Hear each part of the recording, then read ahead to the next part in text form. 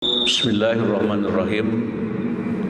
Assalamualaikum warahmatullahi wabarakatuh. Waalaikumsalam warahmatullahi wabarakatuh. Alhamdulillahilladzi an'ama alaina binikmatil imani wal islam. Asyhadu an la ilaha illallah wahdahu la syarikalah wa asyhadu anna Muhammadan abduhu wa rasuluh.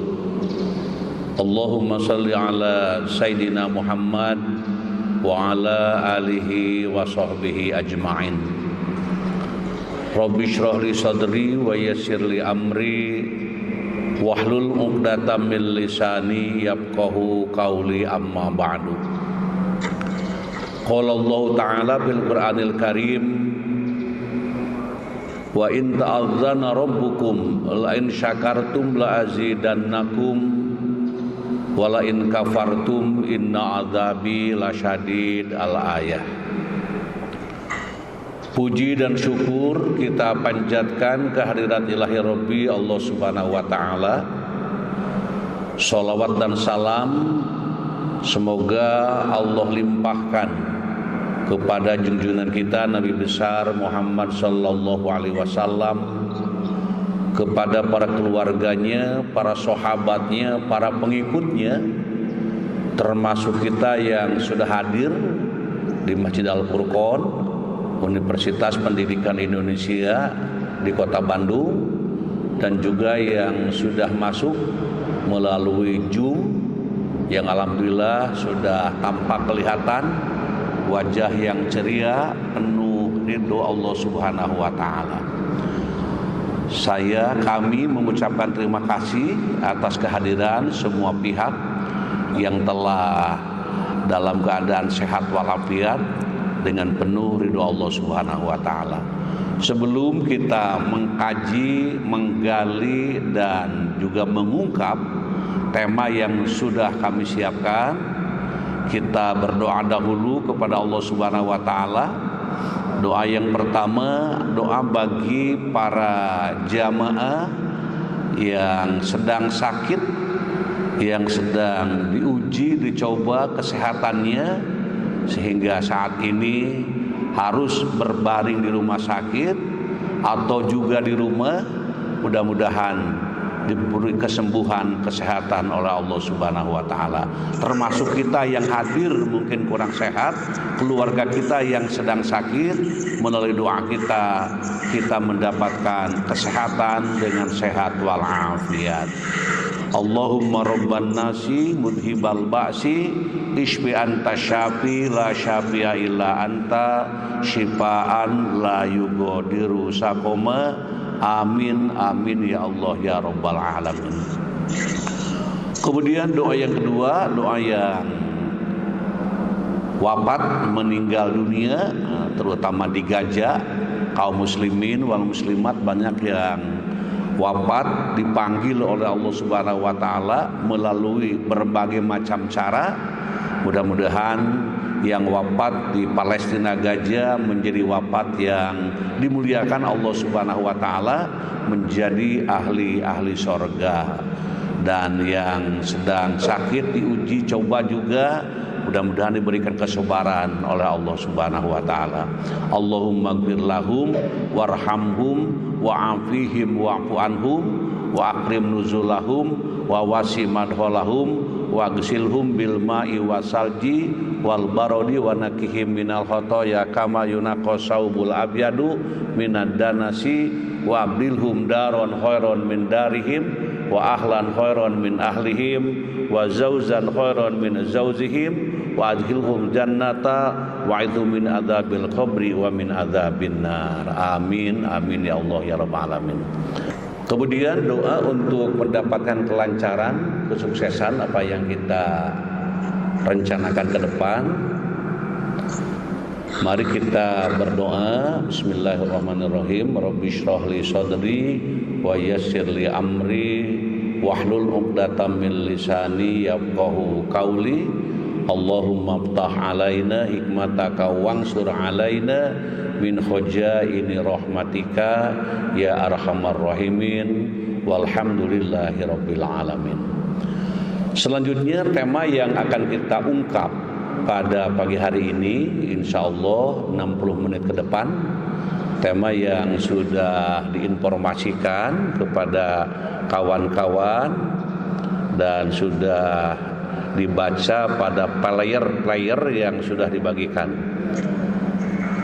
Temanya adalah kajian surah Al-Kahfi ini.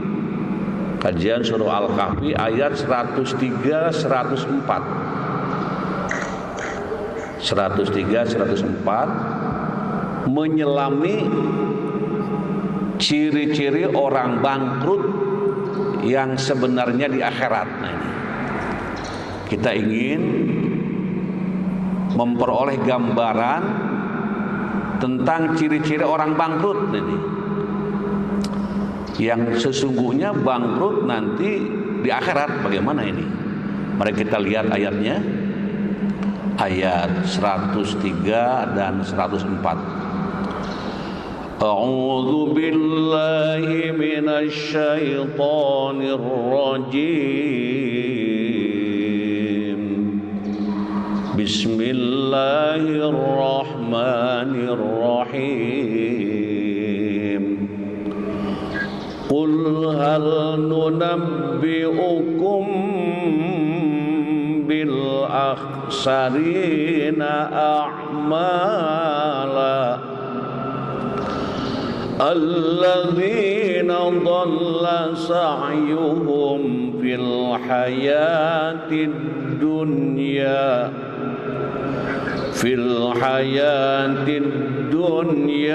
wa hum yahsabuna annahum yuhsinuna sun'a. Oke, sekali lagi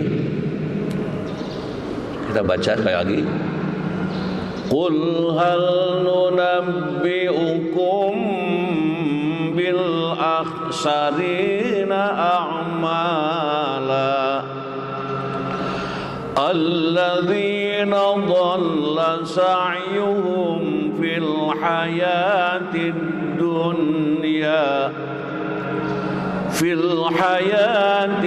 dunya wa hum yahsabuna annahum yuhsinuna sun'a. Shadaqallahul azim. Mari kita lihat arti dari ayat yang kita baca. Katakanlah Muhammad, apakah perlu kami beritahukan kepadamu tentang orang yang paling rugi perbuatannya? Kalimatnya kalimat tanya, bukan untuk dijawab, tapi untuk direnungkan. Yaitu orang yang sia-sia perbuatannya dalam kehidupan dunia, sedangkan mereka mengira telah berbuat sebaik-baiknya. Jadi orang-orang yang paling rugi perbuatannya adalah orang yang sia-sia perbuatannya dalam kehidupan di dunia,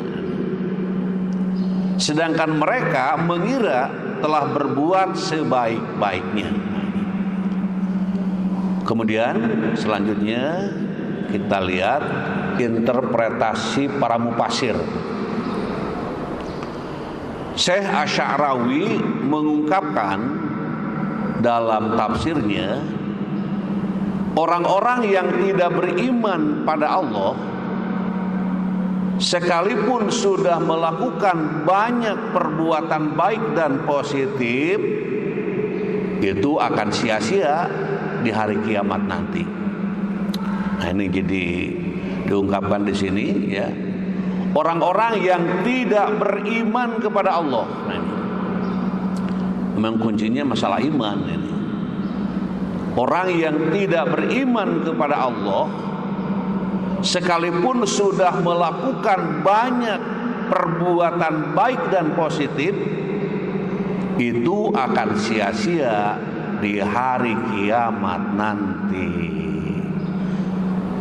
Mudah-mudahan kita dalam melaksanakan kegiatan itu dasarnya karena iman kepada Allah.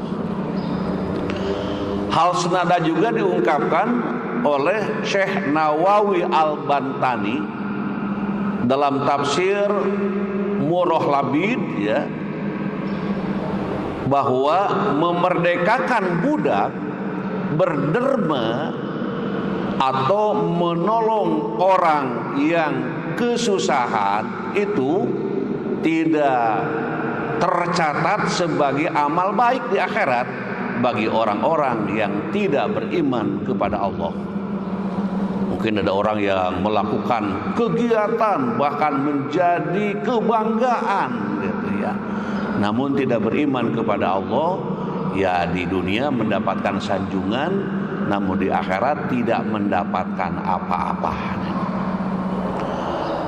Kemudian menurut Syekh Nawawi, bentuk ketaatan itu tidak bermanfaat sama sekali bila disertai kekufuran terhadap Allah. Nah, ini. Jadi bentuk ketaatan itu tidak bermanfaat sama sekali ini. Tidak bermanfaat sama sekali, tidak ada manfaatnya gitu. Bila disertai kekufuran terhadap Allah. Selanjutnya hadirin wal hadirat rahimakumullah, Imam Al-Baghawi dalam Ma'alim At-Tanzil mengatakan bahwa disebutkan orang-orang yang perbuatannya merugi adalah kelompok Yahudi dan Nasrani secara umum. Nah, gitu. Dalam Al-Baghawi ini menyebutkan, jadi orang-orang yang perbuatannya merugi adalah kelompok Yahudi dan Nasoro secara umum. Nah, ini. Sedangkan menurut pendapat lain, kata Al-Baghawi, mereka adalah para pendeta yang mengasingkan diri mereka di dalam tempat-tempat peribadatannya. Nah, ini menurut tafsir yang kedua. Selanjutnya kita lihat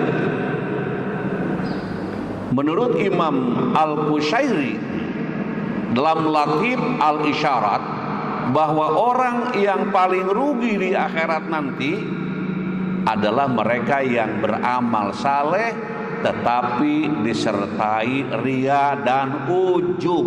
Nah, ini Imam Al-Qushairi. Jadi mereka yang melakukan segala perbuatan dan paling rugi di akhirat adalah mereka yang beramal soleh tetapi disertai ria dan ujub. Nah, ini.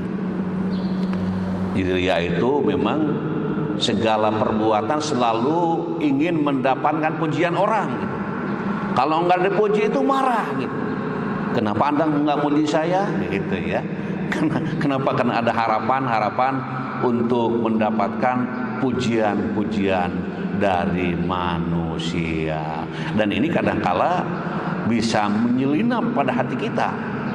Dan ketika kita ada perasaan seperti itu, segera bermohon kepada Allah untuk mendapatkan perlindungan dari bisikan setan yang selalu menggoda manusia. Amal mereka tidak ada artinya di akhirat nanti karena ingin pujian dan kehormatan di mata masyarakat. Nah, bila demikian, ini bisa terjadi juga pada orang-orang muslim yang beriman pada Allah secara formalitas. Ya, mungkin orang Islam gitu, orang yang beriman juga, cuma disebutkan di sini orang muslim yang beriman secara formalitas gitu, karena ingin mendapatkan pujian-pujian. Jadi untuk melahirkan dari hati yang paling dalam, ketulusan yang paling dalam, ini bukan dibiarkan tapi perlu diperjuangkan. Kita menunaikan sholat malam, kita menunaikan sholat wajib, melaksanakan ibadah-ibadah yang lain, maka hendaknya dibarengi dengan ketulusan, dengan keikhlasan. Mengapa formalitas? Ada pertanyaan ini. Orang mukmin yang hakiki pada dasarnya tidak ingin pujian, gitu. Tidak ingin ya tentang hormatan atau kehormatan atau hal-hal yang bersifat duniawi lainnya. Ia hanya berharap pada keridhaan Allah Subhanahu wa taala. Ini perlu diperjuangkan oleh orang-orang muslim, oleh orang-orang yang beriman, supaya tetap keimanannya murni, keimanannya harus utuh, ya, keimanannya harus sesuai dengan apa yang digambarkan, apa yang dicontohkan oleh Rasulullah Sallallahu Alaihi Wasallam. Amal perbuatan mereka hilang sia-sia karena beramal memiliki tujuan selain Allah. Nah ini, sesuatu yang dilakukan karena selain Allah itu tidak bermanfaat. Sebagai manusia biasa mungkin, saya pribadi mungkin gitu ya, ada perasaan ke situ, tapi segera netralkan, segera kembalikan menuju kepada Allah. Karena perbuatan yang hanya pujian dari manusia, hanya manusia di dunia semata-mata, di akhirat tidak mendapatkan apa-apa. Hadirin wal hadirat rahimakumullah, selanjutnya kita juga ingin melihat ya dari tafsir liyatadabbaru ayatih. Nah ini tafsir yang keempat. Hikmah dari ayat ini menunjukkan bahwa ada tahapan yang mesti ditempuh oleh pelaku dakwah agar umat dengan mudah menerima dakwahnya. Nah ini, maka tahapan awal dimulai dari akidah. Nah ini, dari akidah. Karena jika tidak demikian, maka amalan-amalan setelahnya akan sia-sia. Jadi masalah akidah nih, pertama akidah. Karena jika tidak demikian, maka amalan-amalan setelahnya akan sia-sia. Betapa banyak orang yang ruku dan sujud, nah ini, melakukan manasik dan memperbanyak ibadah, mengira bahwa sedang menghadap kepada Allah, padahal ia tengah berpaling dari Allah. Betapa banyak yang menyangka bahwa dirinya sedang berjalan kepada Allah, padahal ia sedang pergi menjauhi dari Allah. Semua itu terjadi karena tujuan yang ditempuh telah keluar dari jalur, cara yang dipilih tidak pada maksud yang benar, jalannya telah rusak. Sesungguhnya semuanya tidak lepas dari kebodohan dan kelalaiannya, sedangkan mereka menyangka bahwa mereka berbuat sebaik-baiknya. Ini perlu tafakur nih. Jadi perasaan sudah banyak amal soleh ini, sudah banyak perbuatan yang baik, tapi tadi tergoda dengan keduniaan, tergoda dengan hawa nafsu, sehingga keluar dari jalur tujuan yang sebenarnya. Selanjutnya hadirin wal hadirat rahimakumullah, kita ingin melihat dari nilai-nilai pendidikan ini. Ayat berapa tadi? Halo, yang kita baca? Lupa lagi. Surat apa? Nah itu ya. Kita lihat nilai-nilai pendidikan dari ayat yang kita baca tadi ini. Yang pertama, mendidik menjadi hamba yang beramal karena Allah dan meningkatkan keikhlasan serta mencari ridho Allah. Tuh. Di sini para mahasiswa ya dari asrama ada di belakang tuh. Nah, kira-kira ini kalau untuk membiasakan, untuk membina diri supaya tetap meningkatkan keikhlasan, datang subuh-subuh ke Al-Furqan, subhanallah, bukan pekerjaan enteng ini.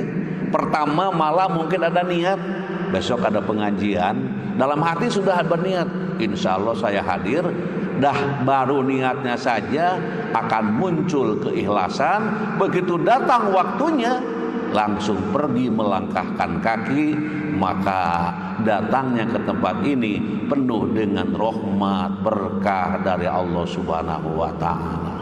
Kenapa? Modalnya keikhlasan. Yang kedua, menghindari rasa sombong. Nah ini, ujub dan ria dalam ibadah serta amal kebaikan yang menyebabkan tertolaknya amal. Mungkin kita sebagai guru, sebagai dosen, sebagai orang tua, sebagai tokoh masyarakat, bagaimana bila kita melihat anak-anak kita di rumah dalam melaksanakan pekerjaan seperti sombong, gitu, ujub, ya, bahkan ria, gitu. Maka seharusnya dosen, guru, orang tua, tokoh masyarakat kalau melihat ada anak didik yang seperti itu, maka diingatkan. Misalnya kita beri tugas, ya yang begini mah gampang Pak, gitu ya. Belum apa-apa sudah ngomong gampang, itu ujub namanya, gitu. Wah, anu gini mah dari dulu juga sama sudah tahu usah dikerjakan, sombong namanya. Ataupun ria. Bagaimana ini pekerjaan supaya tetap tidak berharap kepada pujian, tapi langsung berharap hanya kepada Allah.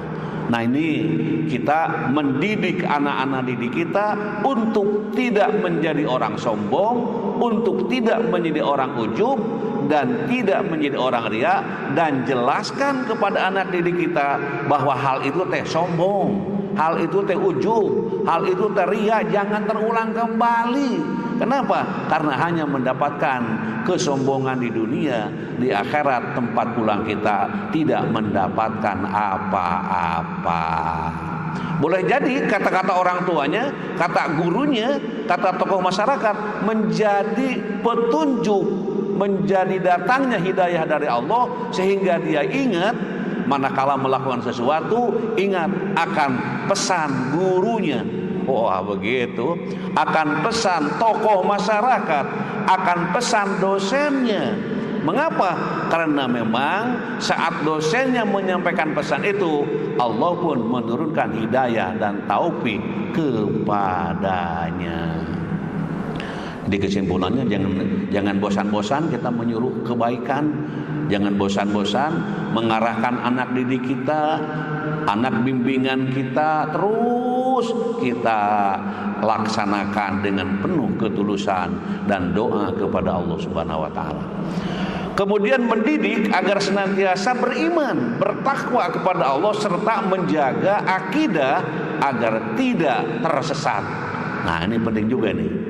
Jadi mendidik, membimbing, mengarahkan agar tetap anak-anak didik kita itu beriman, percaya, ada yang memperhatikan, ada yang mengamati, ada yang mengawasi. Nah ini, jadi mengatakan bahwa kita ada yang mengawasi, ada yang memperhatikan, ini sedang menanamkan nilai-nilai keimanan kepada anak didik kita. Anda sekarang ujian tertulis ya, Bapak mau ke kantor dulu, jangan lupa diawas oleh Allah. Nah, jadi sedang mengingatkan bahwa Allah ini tetap dalam hatinya, dalam kolbunya merasa sedang mengawasi kegiatan yang dijalankan. Yang keempat, meningkatkan rasa kehati-hatian dalam ibadah. Jangan lalai terhadap urusan akhirat karena tujuan dunia. Nah kadang-kala orang kalau sudah tergoda dengan urusan-urusan dunia, urusan-urusan akhirat itu seolah-olah diabaikan. Akhirat nanti aja, masih banyak waktu, masih muda. Ini adalah ucapan-ucapan yang seolah-olah mengabaikan tentang urusan-urusan akhirat, dan dia mengemukakan tentang urusan-urusan dunia. Boleh jadi terjadi saat itu, boleh jadi terjadi pada diri kita. Namun ketika ingat kepada kehidupan ada akhirnya, maka akhirat tetap menjadi nomor wahid, menjadi nomor pertama di dalam menegakkan, di dalam menjalani kehidupan yang kita jalankan ini. Hadirin wal hadirat rahimakumullah. Selanjutnya, kebangkrutan. Nah ini kebangkrutan tidak hanya dialami manusia ketika masih hidup di dunia, tetapi juga bakal dihadapi manusia saat mereka di akhirat. Ini kata-kata bangkrut. Biasanya kata bangkrut karena sering kita dengar. Kenapa ini bangkrut saya ini? Nah, bangkrut itu apa sih ini ya? Bangkrut itu betul-betul tidak membanggakan, tidak membahagiakan. Riwayat tentang kebangkrutan manusia di akhirat dijelaskan oleh Nabi Muhammad SAW ketika Rasulullah SAW sedang duduk bersantai bersama para sahabat. Tiba-tiba beliau menyampaikan satu pertanyaan singkat pada mereka. Pertanyaan itu disampaikan dalam suasana kekeluargaan. Sahabat yang satu dengan yang lain nampak bergaul dengan akrab. Demikian juga dengan Nabi yang amat dicintainya. Selanjutnya, jadi siapa orang yang bangkrut di akhirat? Nah, jadi Rasul bertanya tadi ketika ngariung ya dengan para sahabat sedang kumpul, kemudian timbul pertanyaan, siapa orang yang bangkrut di akhirat? Kemudian jawabannya, nah ini orang yang mendolimi dan menyakiti kaum muslimin. Nah, ini yang pertama. Coba kita lihat hadisnya. Hadis Rasul, qala Rasulullah sallallahu alaihi wasallam, atadrunal muflis? Qalu al muflisu bina man la dirhama lahu wala mata. Apa qala innal muflis min ummati ya'ti yaumal qiyamati bi sholatin wa siyamin wa zakatin wa ya'ti qad syatama hadza wa qadhafa hadza wa akala mala hadza wa sapaka dama hadza wa doroba hadza fayu'ta hadza min hasanatihi fa in kuniyat hasanatuhu qabla an yuqda ma alaihi ukhidha min khotoyahum faturihat alaihi summa turiha finnar. Artinya dari hadis yang kita baca, Rasulullah SAW bersabda, tahukah kamu siapa yang dinamakan muflis? Tadi muflis itu bahasa hadisnya, kalau bahasa gaulnya adalah bangkrut. Siapa yang dinamakan orang bangkrut? Nah, gitu. Sahabat menjawab, orang yang bangkrut menurut kami ya Rasulullah ialah orang yang tidak punya duit. Itu orang muflis, orang yang tidak punya dirham, orang yang tidak punya uang dan tidak pula punya harta benda. Sabda Nabi, sesungguhnya orang yang bangkrut dari umatku datang di hari kiamat membawa salat, puasa dan zakat. Dia datang pernah mencaci orang ini, menuduh, mencemarkan nama baik orang ini, memakan dengan tidak menurut jalan yang halal akan harta orang ini, menumpahkan darah orang ini dan memukul orang ini. Maka kepada orang tempat dia bersalah itu diberikan pula amal kebaikan, dan kepada orang lain ini diberikan pula amal kebaikannya atau amal baiknya. Apabila amal baiknya telah habis sebelum hutangnya lunas, maka diambil kesalahan orang itu tadi lalu dilemparkan kepadanya, sesudah itu dilemparkan ke neraka. Nah, ini namanya orang bangkrut. Dia rajin ibadah, sholat tadi kan, sholat ya, kemudian infak, zakat, puasa mereka lakukan itu. Ya, jadi orang bangkrut itu orang yang mereka datang di hari kiamat membawa salat, membawa puasa dan zakat. Nah itu. Dia datang pernah mencaci orang. Nah ini mencaci orang. Mencaci orang itu apa ya? Ya meledek orang. Misalnya ya meledek, mencaci. Wah, kamu kayak ustadz aja. Nah ini teh meledek itu teh. Wah, kamu ya jago banget sih. Gitu ngomong sendiri gitu. Orang yang diomonginnya ini nggak ada apa-apanya gitu dalam pikirannya gitu. Nah ini meledek. Hati-hati kalau ada orang misalnya menurut ukuran kita ini orang di bawah kita segala sesuatunya, jangan diledek. Walaupun mungkin di rumah ada asisten rumah tangga, jangan diledek gitu. Siapa tahu di hadapan Allah dia yang paling mulia. Siapa tahu di hadapan Allah orang yang suka membersihkan tempat-tempat yang kotor itu mungkin yang paling mulia gitu ya. Maka semuanya tentu menghormati, menghargai, jangan sampai saling meledek, saling menghina, dan juga apalagi mengambil makanan segala macam dengan tidak memperhitungkan halal dan haramnya. Nah itu orang muflis. Apa ciri lain? Nah ini ciri-ciri lain orang yang bangkrut di akhirat. Nah kita juga harus lihat ciri-cirinya ini. Jadi ciri-cirinya yang pertama, orang yang bangkrut di akhirat, satu, orang yang mengingkari ayat-ayat Allah dan tidak percaya terhadap pertemuan dengan Allah. Oh, yang pertama itu orang yang mengingkari apa baca Quran, apa itu ciptaan Allah, nah gitu ya, mengingkari. Melihat langit bukan subhanallah, melihat langit yang bersih bukan subhanallah. Kalau bertanya, siapa sih yang membersihkan? Kemarin mendung, macam-macam nih langit. Nah, ini orang tidak mensyukuri keadaan ini. Nah, ini namanya mengingkari.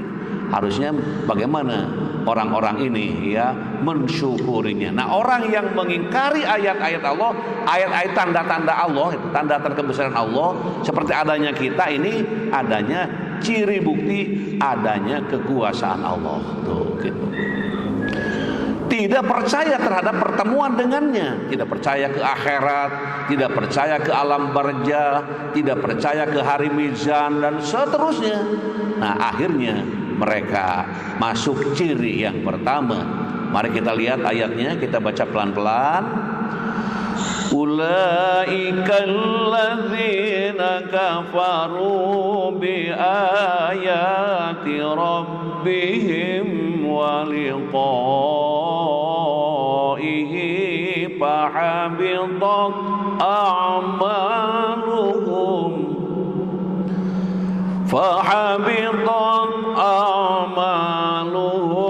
fala nuqimu lahum yaumal qiyamati wazna.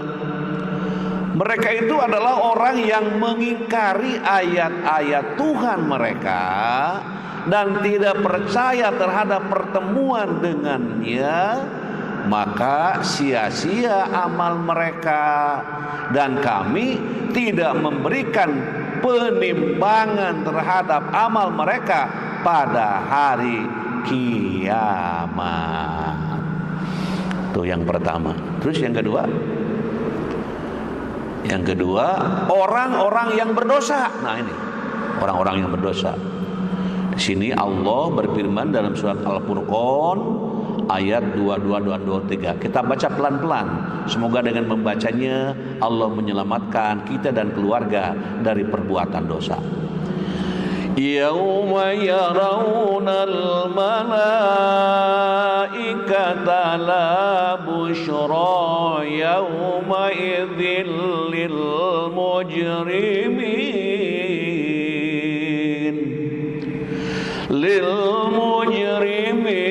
wa yaquluna hijran mahjura wa qadimna ila ma amilu min amalin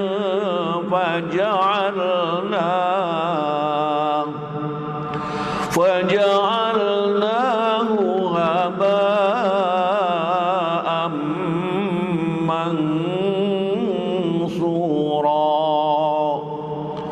Ingatlah, kata Allah, ingatlah pada hari ketika mereka melihat para malaikat pada hari itu tidak ada kabar gembira bagi orang-orang yang berdosa, dan mereka berkata, hijrah mahjuron atau hijron mahjuron, dan kami akan perlihatkan segala amal yang mereka kerjakan, lalu kami akan jadikan amal itu bagaikan debu yang berterbangan.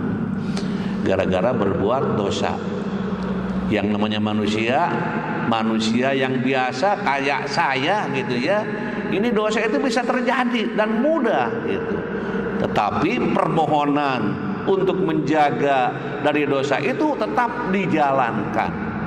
Ada doa yang cukup bagus ya. Dosa itu kan maksiat. Ada doa yang bagus, Allahummarhamni bitarkil ma'asi abada. Itu doa bagus banget itu. Dibaca oleh orang-orang yang setelah dia tahallul. Di mana tahallul? Di marwah ya, sofa marwah, di situ dia gunting rambut. Setelah itu Allahummarhamni bitarkil ma'asi abada. Ya Allah, rahmatilah aku untuk meninggalkan maksiat selama-lamanya. Dan kalau bisa diteruskan, bukan pada waktu sedang tahallul saja. Selesai tahallul terus. Doanya pendek, Allahummarhamni bitarkil ma'asi abada. Ya Allah, rahmatilah aku untuk meninggalkan maksiat selama-lamanya. Karena anak cucu Adam tidak bisa meninggalkan maksiat, tidak bisa meninggalkan dosa kecuali karena rahmat Allah. Maka berbanggalah orang yang namanya pakai kata rahmat, masya Allah, terus melekat kebaikan-kebaikan. Kenapa di situ Allah terus menurunkan dan menyebut nama ada kata rahmat itu doa sebenarnya. Nah di sini wakil pengurus DKM namanya pakai kata rahmat. Mudah-mudahan selamanya dirahmati Allah Subhanahu Wa Taala, termasuk kita yang mendoakan. Yang ketiga, menyekutukan Allah. Nah ini, menyekutukan Allah, menduakan Allah, tidak merasa puas dengan hanya Allah sebagai Tuhannya, percaya pada yang lain. Nah ini harus hati-hati nih. Kita baca pelan-pelan, mudah-mudahan kita termasuk orang yang selamat dari menyekutukan Allah. وَلَقَدْ أُوحِيَ إِلَيْكَ وَإِلَى الَّذِينَ مِنْ قَبْلِكَ لَئِنْ أَشْرَكْتَ لَيَحْبَطَنَّ عَمَلُكَ وَلَتَكُونَنَّ مِنَ الْخَاسِرِينَ. Dan sesungguhnya telah diwahyukan kepadamu dan kepada nabi-nabi yang sebelummu, jika kamu berbuat syirik, niscaya akan terhapuslah amalmu dan tentulah kamu termasuk orang-orang yang merugi. Mungkin orang Islam juga ya, sholat gitu, tapi setelah saya sholat percaya, punya kepercayaan lain. Kalau tidak menghadap dulu kepada hal itu tidak puas. Nah ini menduakan Allah ini. Jadi sebelum ujian kepada Allah, ya Allah lancarkan. Terus itu datang kepada orang-orang tertentu supaya ditiup badannya, lancar nantinya, seperti tidak puas dengan hanya kepada Allah. Nah ini namanya menyekutukan Allah ya. Mengadakan lagi Tuhan selain, tidak merasa cukup dengan Allah sebagai Tuhannya. Maka setiap pagi baca raditu billahi robba wa bil islami dina wa bi Muhammadin sallallahu alaihi wasallam nabiyya wa rasulah. Nah itu untuk memperkuat diri supaya ridho Islam sebagai agamaku, ridho Allah sebagai Tuhanku, dan ridho Muhammad sebagai nabiku. Hafal ya? Raditu billahi robba wa bil islami dina wa bi Muhammadin sallallahu alaihi wasallam nabiyya wa rasulah. Itu setiap pagi dibaca untuk menguatkan akidah, keimanan, keyakinan kita. Kemudian selanjutnya yang keempat, bermaksiat dikala sendiri. Weh, ini bagaimana ini? Bermaksiat dikala sendiri. Jadi disepi-sepi. Kalau banyak orang mah takut ketahuan gitu ya. Takut ketahuan oleh orang rumah, takut ketahuan oleh kawan, takut ketahuan oleh kawan dan teman. Akhirnya dia bermaksiat dikala sendiri. Hadis Rasul, la'alamanna aqwaman min ummati ya'tuna yaumal qiyamah bihasanatin amsali jibali tihamata bidon fayaj'aluha Allahu azza wa jalla haba'an mansuron. Qala Saubanu, ya Rasulullah, sibhum lana jallihim lana alla nakuna minhum wa nahnu la na'lamu. Qala ama innahum ikhwanukum wa min jildatikum wa yakhuduna minal laili kama ta'khuduna walakinnahum aqwamun idza khalau bimaharimillah intahakuha. Hadis yang disampaikan oleh Ibnu Majah. Sungguh saya telah mengetahui bahwa ada suatu kaum dari umatku, kata Rasul ini. Sungguh, kalau pakai kata sungguh di awalnya ini benar-benar nih ya.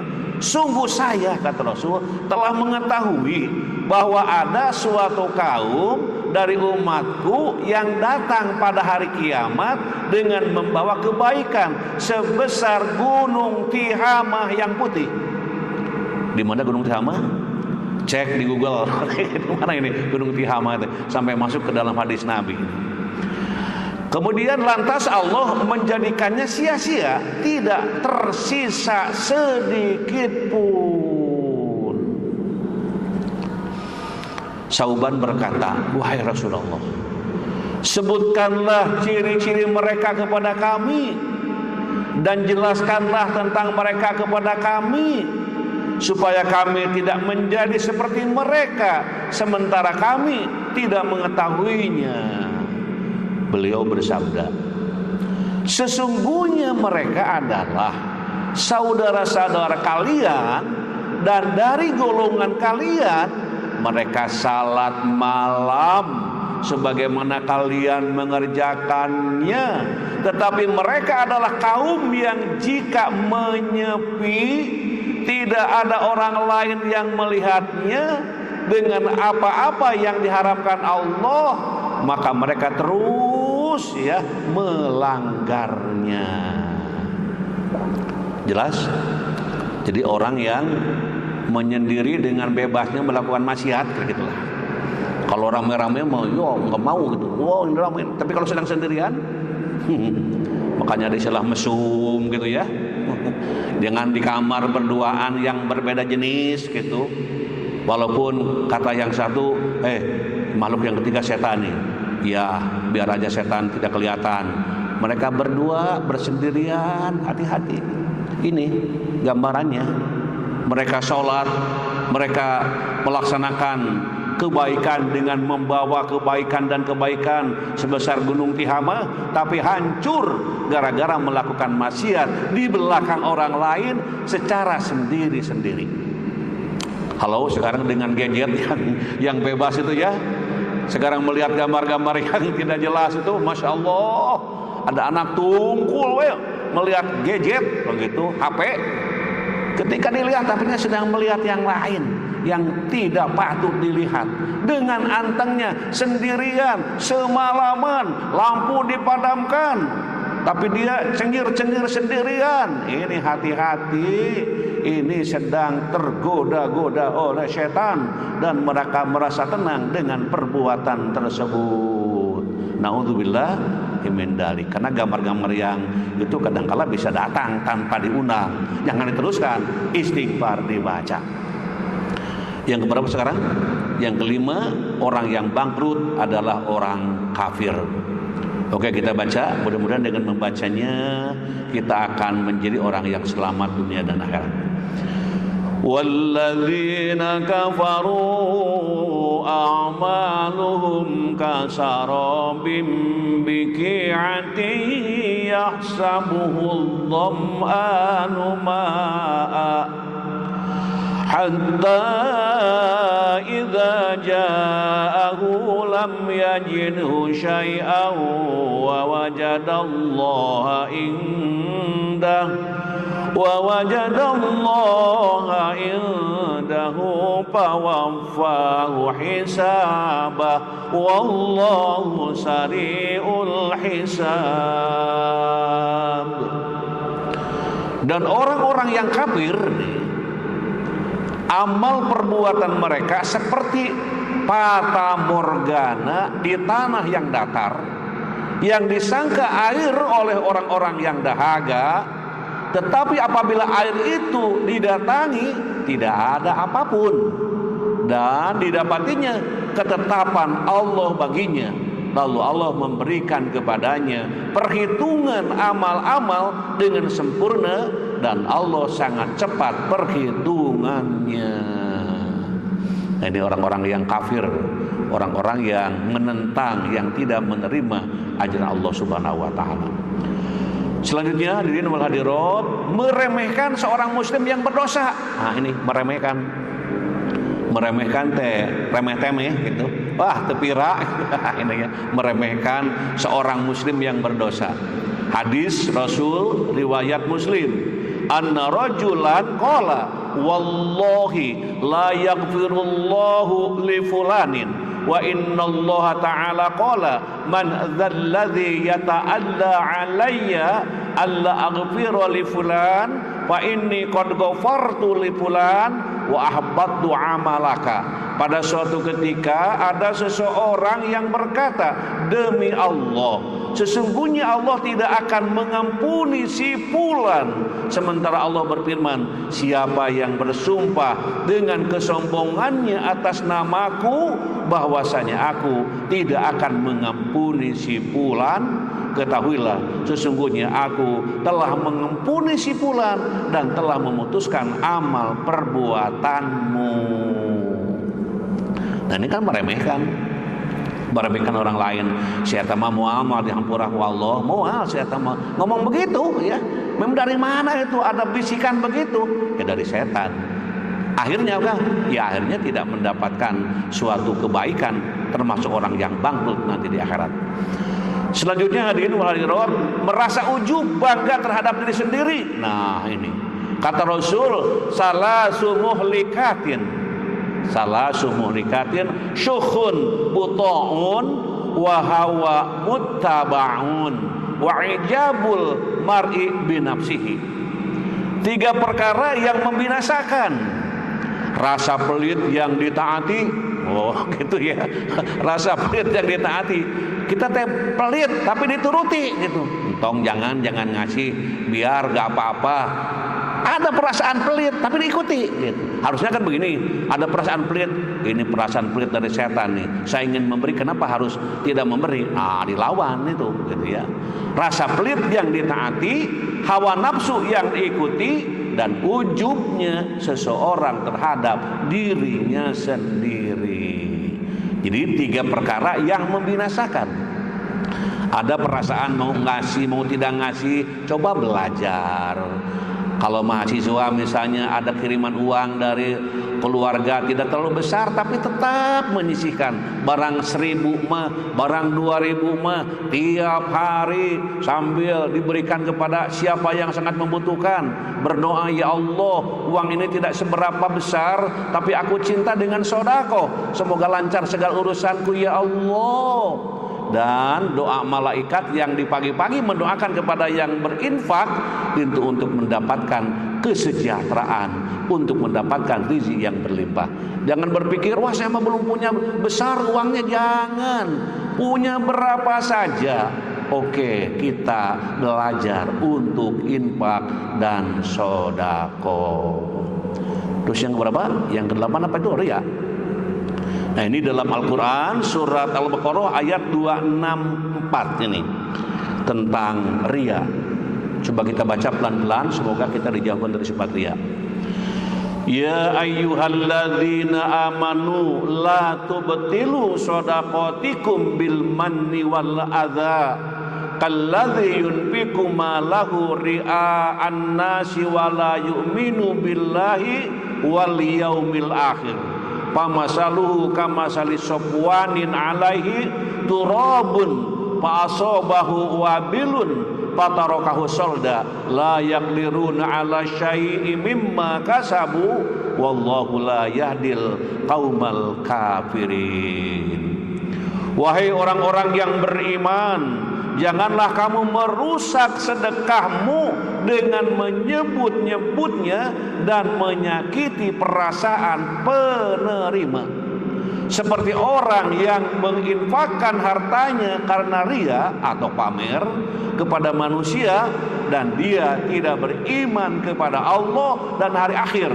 Perumpamaannya orang itu seperti batu yang licin yang di atasnya ada debu, kemudian batu itu ditimpa hujan lebat, maka tinggallah batu itu licin lagi. Mereka tidak memperoleh sesuatu apapun dari apa yang mereka kerjakan, dan Allah tidak memberi petunjuk kepada orang-orang yang kafir. Ria itu pamer.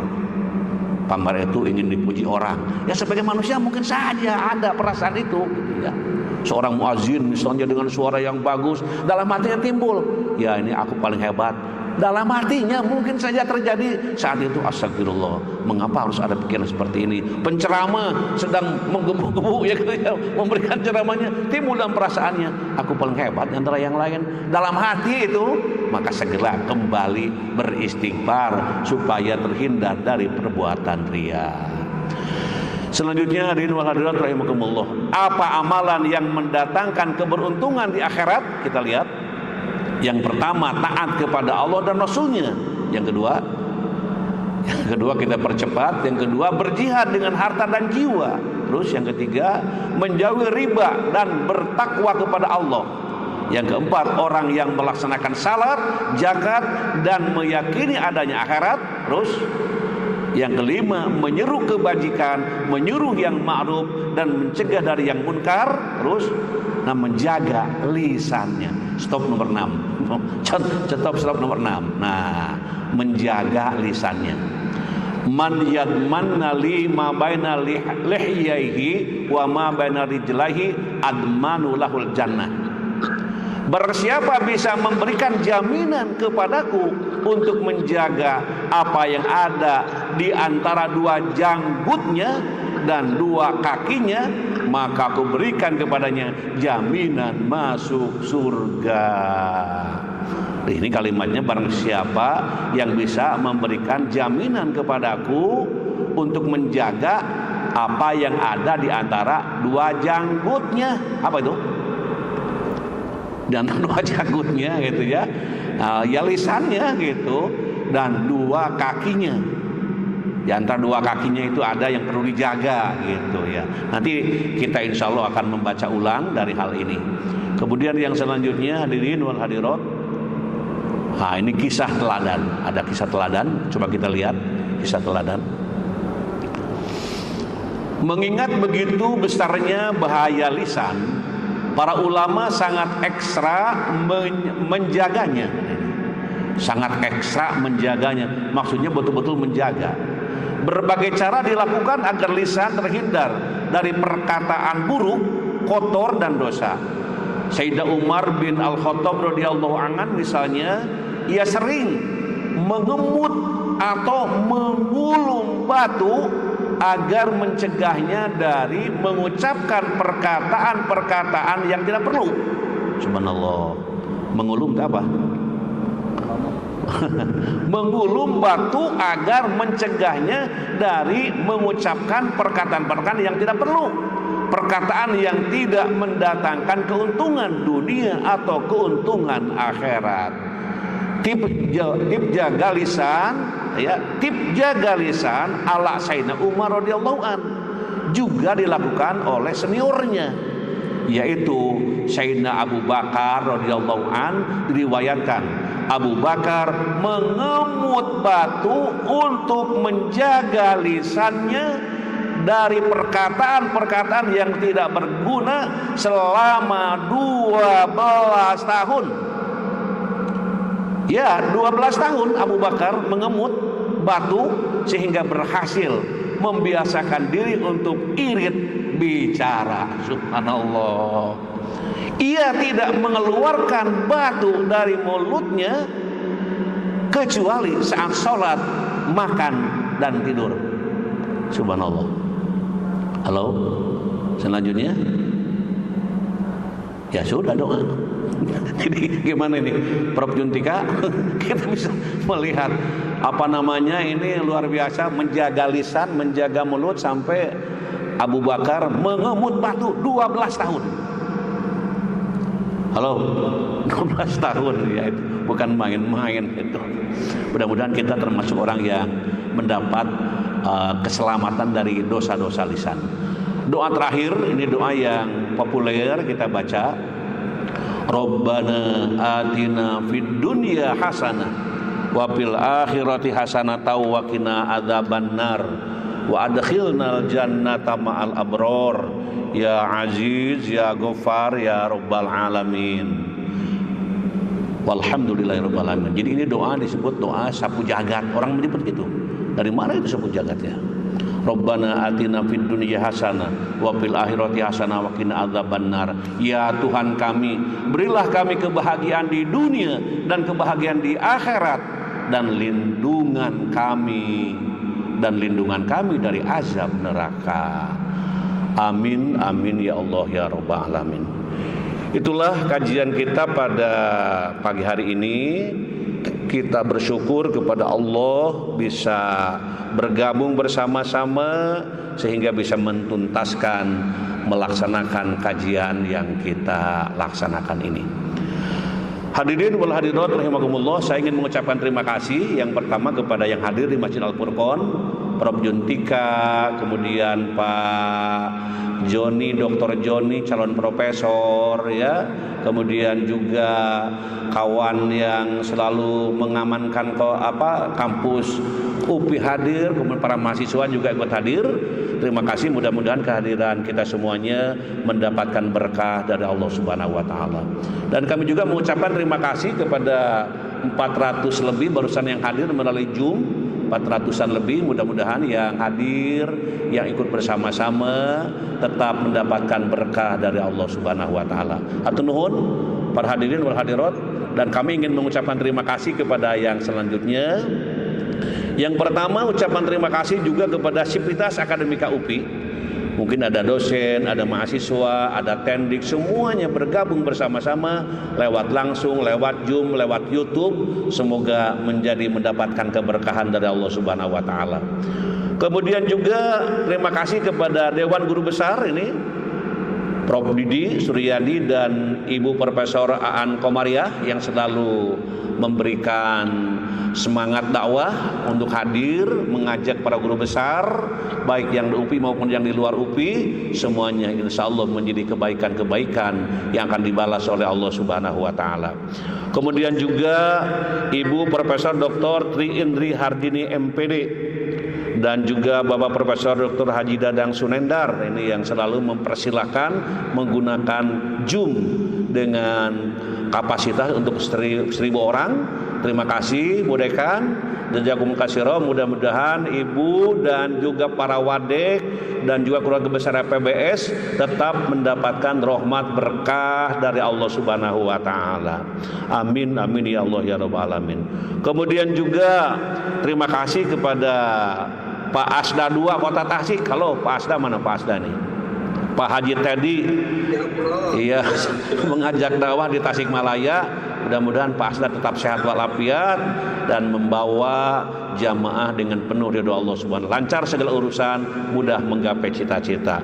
Kemudian juga pimpinan EPBS yang juga hadir ya, Bu Wadek 1 Prof Yulianeta, Wadek 2 Prof Dingding Nurdin, dan Wadek 3 Dr. Yanti, di samping Bu Dekan dan juga para dosen yang lain, para ketua prodi insya Allah selalu dalam ridho Allah Subhanahu wa Ta'ala. Kemudian penasehat dan pengurus DKM Al-Furqon Prof. Juntika dan juga pengurus Pak Dr. Joni hadir dengan para muadzin. Mudah-mudahan para pengurus yang lain tetap sehat walafiat dalam lindungan Allah Subhanahu wa Ta'ala. Juga Pak Profesor Rahman hadir selalu dalam kajian ini, insya Allah penuh dengan keberkahan. Kemudian juga para dekan dan para direktur, baik direktur yang kampus daerah ataupun juga direktur pasca sarjana, Prof. Juntika hadir, terima kasih, semoga selalu sehat walafiat. Direktur kemahasiswaan Profesor Dr. Suwatno MSI selalu hadir, mudah-mudahan lancar segala urusannya dalam membimbing, membina menjadi direktur mahasiswa.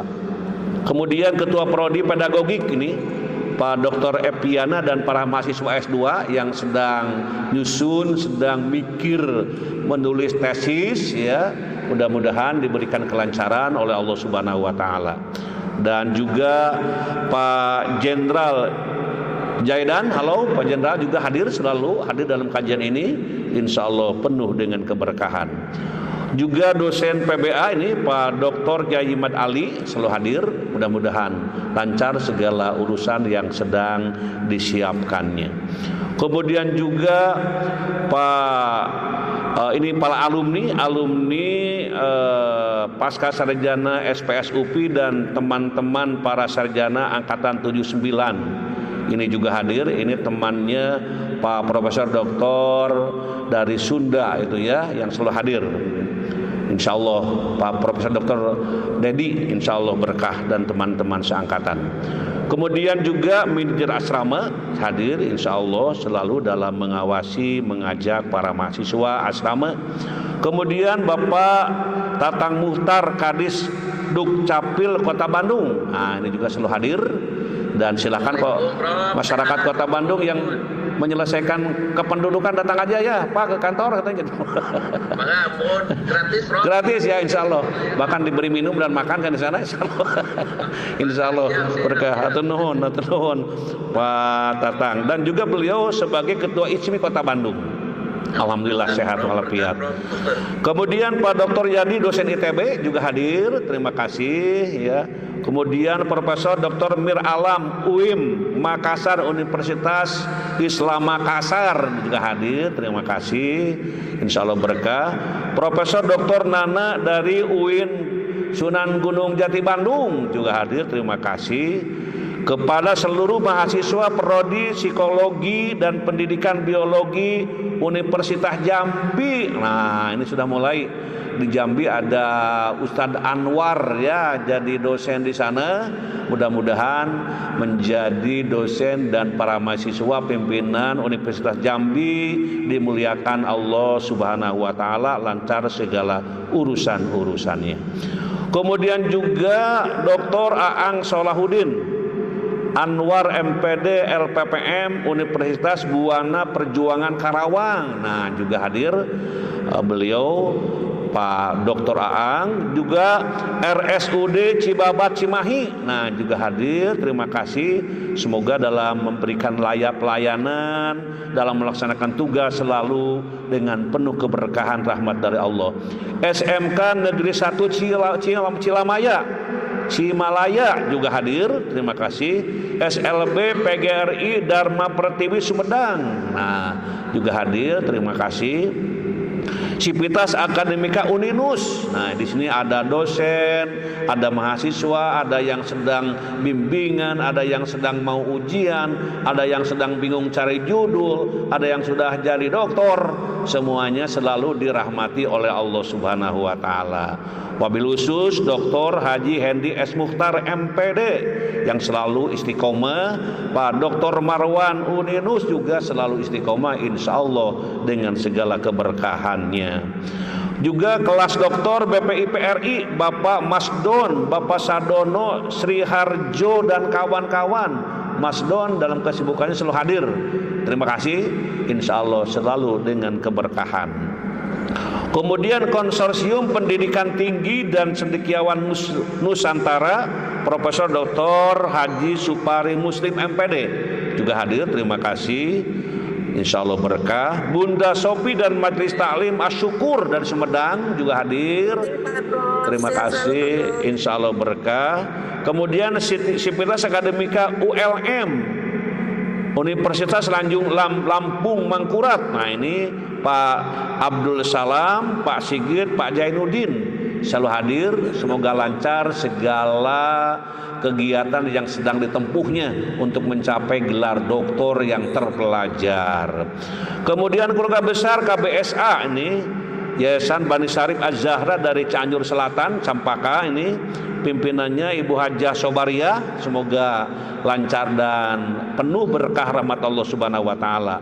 Juga keluarga besar Abah Ukik ikut hadir, juga keluarga besar Bapak Yoyo Suryakusuma juga ikut hadir, dan para keluarga mudah-mudahan berkah dan berkah. Kemudian dari Kecamatan Mande Cianjur juga banyak yang hadir, di antaranya Ibu Lina Herlina, Ibu Enung, Ibu Ida Latifah, Ibu Hartiningsi, Bu Cucu Suciana, Ibu Nur Hasanah, Ibu Pipi, Bu Yeni Hendayani, kemudian Bapak Meisa. Nah ini adalah Bu Dede, ya, Umi Kulsum, ini kepala sekolah dari Mande ini. Masya Allah, mudah-mudahan jadi kepala sekolah yang diberkahi Allah Subhanahu wa taala. Kemudian Bapak Siswanto Distrik Ponorogo, nah juga hadir, alhamdulillah dari Ponorogo. Semoga selalu mendapatkan keberkahan dari Allah Subhanahu wa taala. Kemudian Pak Abu Khoir bersama keluarga besar Balai Besar Guru Penggerak Provinsi Jawa Barat, Jawa Timur dan NTB. Halo Pak Abu, sehat selalu. Assalamualaikum wabarakatuh. Terima kasih Pak Abu. Kemudian terima kasih juga kepada Bapak Triantoro, Kepala Biro Umum Kemendikbudristek juga hadir, terima kasih. Ibu Popi Dewi Puspitawati, Direktorat SMP Kemendikbudristek juga hadir. Samulihna, terima kasih, berkah selalu. Kemudian Ibu Alpi Lailatin, Koordinator Komunitas Guru Belajar Nusantara Jawa Timur. Bapak Irfan, Balai Guru Penggerak NTB. Bapak Siswanto, Kabid SMP Dinas Pendidikan Kabupaten Ponorogo. Ibu Isaris Arwiyati, Ibu Imas Mulyati, Ibu Nurhayati, Pengawas Sekolah Dinas Pendidikan Provinsi Jawa Barat juga hadir. Bapak Ahmadi, Ibu Adelina, Balai Guru Penggerak Jawa Timur juga hadir. Terima kasih bro. Sama-sama. Kemudian Ibu Dahyah Mutmainnah, Ibu Kokom Komariah, Balai Besar Guru Penggerak Jawa Barat juga hadir. Bapak Ahmad Nur Hadi SLB Karya Mulia Surabaya. Bapak Muhammad Nopal, Balai Besar Penjaminan Mutu Pendidikan Jatim. Ibu Wihartati, Prodi Animasi SMK Negeri 2 Surabaya juga hadir. Ibu Ini Rahayu, SLB Negeri Cicendo Bandung. Bapak Jasman Indatno, Institut Teknik dan Bisnis Semarang juga hadir, terima kasih. Bapak Wasimin, Kepala Balai Guru Penggerak Provinsi Kalimantan Barat. Halo Pak Wasimin dari Kalbar. Alhamdulillah, semoga panjang umur dan penuh keberkahan. Bapak Sudarto, Kepala SMP Negeri Jetis Ponorogo Jatim, Sekolah Inklusi juga hadir, terima kasih. Sama-sama. Ibu Manikowati, Balai Besar Guru Penggerak Provinsi Jawa Tengah. Alhamdulillah bisa hadir, terima kasih. Salam. Ibu Roro Martiningsih, Duta Teknologi SMP Muhammadiyah Surabaya juga hadir, terima kasih. Sama-sama, amin. Ibu Alpa Nur Hasanah, SMA Negeri Pakem Sleman Yogyakarta. Ibu Ida Nur Hasanah, pengajar praktik pendidikan guru penggerak Distrik Kabupaten Madiun Jatim. Subhanallah, dalam kesibukannya ngaji, alhamdulillah, insyaallah berkah. Seluruh Sivitas Akademika UBK ini. Bapak Rektor, Bapak Mentris, halo Pak Rektor hadir. Sehat sekarang, minggu yang lalu agak kurang sehat, sekarang sudah sehat, alhamdulillah, insyaallah berkah. Kemudian juga Bapak Gatot Handoko, Jamaah Masjid Nurul Irfan SMA Negeri 8 Jakarta juga hadir. Bu Imas Mulyati, Pengawas SMA Distrik Provinsi Jawa Barat. Pak Muhammad Yunus, mahasiswa S3 Universitas Ibnu Khaldun Bogor juga hadir. Pondok Pesantren Al Firdaus Cipatat Bandung Barat Kampus 1 dan 2 hadir. Ibu Endah Hasanah Distrik Kabupaten Sukabumi juga hadir. Ibu Hajah Alia Baidowi Koordinator Muhammadiyah ASEAN juga hadir. Kemudian Pak Babang Robandi dosen di pedagogik, insya Allah hadir, selalu hadir, insya Allah berkah dan sehat. Ketua Forum Madrasah Swasta Kabupaten Tasikmalaya sekaligus Kepala Madrasah Serba Bakti Pondok Pesantren Suryalaya dan dosen pasca sarjana S2 STIE LMPP Suryalaya Bapak Dr. Kiai Riyad Jamil SPDI MM. Terima kasih. Kemudian Kai Saprol Makmun, mahasiswa program Doktor Pendidikan Islam UIK Bogor. Bapak Sukamto pengawas Kota Depok hadir. Sivitas Akademika Sai School. Nah ini Ustadz dari pimpinan pesantren Sai School hadir. Insya Allah anak-anak menjadi anak-anak yang cerdas, bermoral dan juga terampil dalam hal yang positif. Bapak Asdur pengurus PGRI Kabupaten Bandung. Bapak Ujang Permana DKM Masjid Jami Al Mustofa Desa Cimiong Majalengka juga hadir. Bapak Dr. Yayat Sudaryat MTS Negeri 1 Kabupaten Bandung. Bapak Dr. Eka Abdul Hamid yaitu Wakil Ketua STAI 11 April Sumedang Prodi PAI dan Ekonomi Syariah. Bapak Dr. Asep Saifullah Kepala SLB Negeri Karawang juga hadir. MTS Negeri 3 Bandung. Bapak Samsudin SPD MM dari STIT NU Pangandaran beserta Yayasan Islam Pangandaran juga hadir. Terima kasih. Bapak Surya Gandhi dari MGMP IPA MTS Jabar juga hadir. Pak Agus Daryo dari Uninus dan Untar Jakarta. Ketua DPD HISPI Jabar Pak Jentot Tugiono MM juga hadir. Sama-sama Universitas YPIB Majalengka hadir. Sivitas Akademika STEBI Bina Esa juga hadir. Kemudian Sivitas Akademika SMPIT Alpaz binaan Prof Aan juga hadir. Semoga lancar dan berkah. Sivitas Akademika Unikom juga hadir. Ada dosen, para mahasiswa bersama-sama hadir. Insya Allah berkah. Ibu Dr. Sulia Syahrini dari Untan juga hadir. Kemudian Ibu Hajah Siti Horia Auriah Kepala Dinas Pendidikan Kota Depok hadir. Terima kasih. DKM Masjid Al-Falak dan Jamaah Masjid Al-Falak juga hadir. GOW KBB Bu Deti dan Bu Lia juga tidak ketinggalan, selalu hadir. Insya Allah berkah. Bapak Dr. Kiai Unang Sudarma dari Bajnas Sukabumi. Halo Kiai. Selalu sibuk dan berkah dengan kegiatan sehari-hari dan lancar. Sami-sami. Kemudian SMP Tahfidz Quran Fantastis Depok juga hadir. Universitas Islam Bunga Bangsa Cirebon juga hadir. Terima kasih. SMK Negeri Nur Kausar Budiah. Terima kasih. Sivitas Akademika IKIP Siliwangi Bapak Tamtam Kamaludin juga hadir. Insya Allah berkah. Bapak Dr. Usep Sutarman STAI Yamisa Soreang. Kemudian Bapak Profesor Usep Kuswari EPBS UPI dan DKM Baitul Amanah Lembang. Halo Prof, selalu hadir dalam kajian ini. Insya Allah berkah. Sama-sama. Sivitas Akademi Pendikar Pancasila. Ini adalah Bapak Ustadz Riyadi hadir selalu. Bapak Kiai Ahmad Sujai Dewan Masjid Indonesia dan Dewan Kemakmuran Tangerang juga hadir. Bapak Akil ini dekan dari FAI Unsika hadir. Halo. Dan juga Bapak Sutarjo sama-sama hadir. Insya Allah berkah. Pak Toto Sunarto Ciputat Jakarta, MTS Negeri 2 Bandung Barat, Bu Dr. Haji Yuni juga sama-sama hadir. Itulah yang dapat kami catatan dari tim kami. Mudah-mudahan yang tidak tersebutkan semuanya diberkahi Allah Subhanahu wa taala, dilancarkan segala urusan, mudah mencapai cita-cita. Mari kita berdoa di akhir kajian ini. Allahumma shalli wa barik wa sallim amin. Allahumma rzuqna ilman nafi'an wa rizqan thayyiban wa amalan mutaqabbalan. Allahumma inna nas'aluka ilman nafi'an wa rizqan wasi'an wa shifaan min kulli da. Allahumma yassir umurana, Allahumma faqihna fid din waghfir lana wa liwalidaina warhamhuma kama rabbayana sigoro. Rabbana taqabbal minna innaka antas samiul alim wa tub alaina innaka antat tawwabur rahim.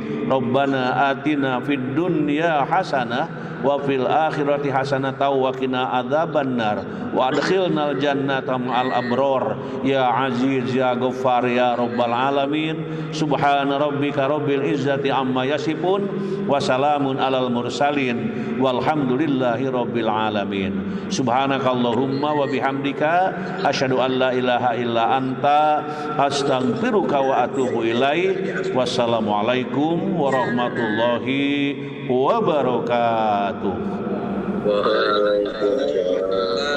Hapunten, mohon maaf, saya ingin keluar mendahului para jamaah. Ada kepentingan lain. Hapunten. Sama-sama, mudah-mudahan panjang umur, minggu depan ketemu kembali. Amin, amin. Enggak.